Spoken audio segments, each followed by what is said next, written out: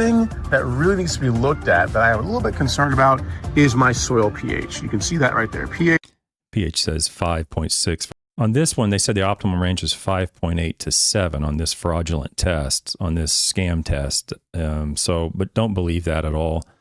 I have no confidence, no information or knowledge that this pH range of 5.8 to 7 on this particular test is optimal, 0.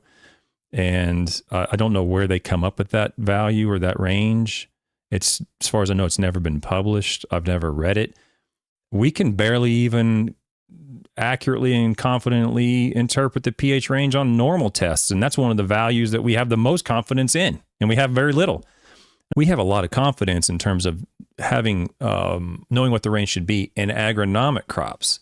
When you go to turf grasses, we have some, we do, okay, but it's not that much.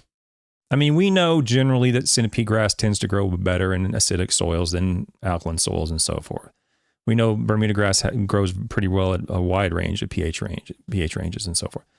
But if your pH is, if you're growing Bermuda grass and your pH is 4.5, most people will say you need to go out there and lime it. But some of the data in the literature shows that some Bermuda grasses grow better at 3.5 than 4.5, it's particularly when there's no aluminum or manganese in those soils. So we don't have a lot of confidence in the normal pH ranges.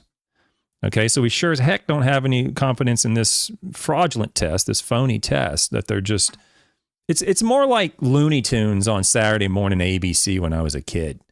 It's just like, you know, the road runners running around chasing, getting chased by Wile E. Coyote, and they're just going around and around in circles, and Coyote's coming up with stuff from Acme businesses trying to catch the road runner. That's kind of what I look at this as.